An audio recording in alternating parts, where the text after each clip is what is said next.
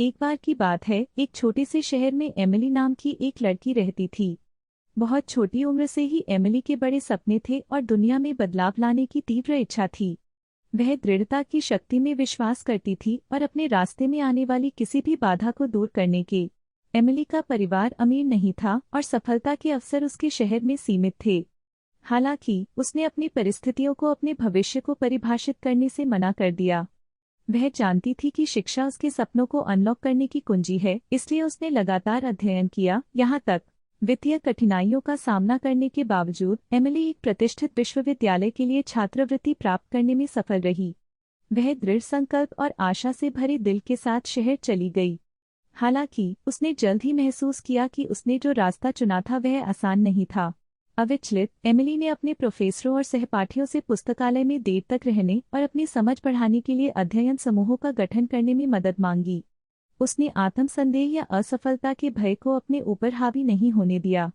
प्रत्येक झटके के साथ उसने खुद को अपने ओद। जैसे जैसे समय बीतता गया, एमिली की लगन और मेहनत रंग लाई।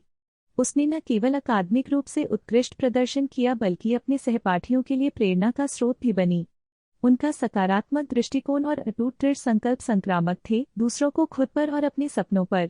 विश्वविद्यालय के अपने अंतिम वर्ष के दौरान एमिली एक ऐसे संगठन के संपर्क में आई जो विकासशील देशों में वंचित बच्चों को शिक्षा और संसाधन प्रदान करता था।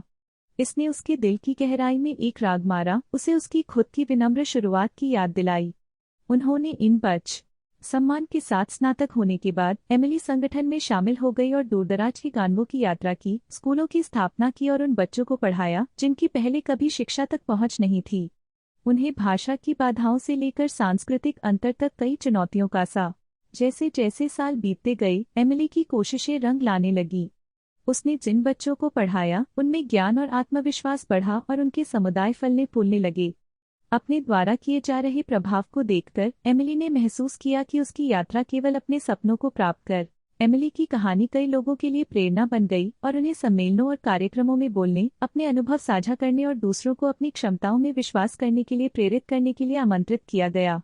एक छोटे शहर के सपने देख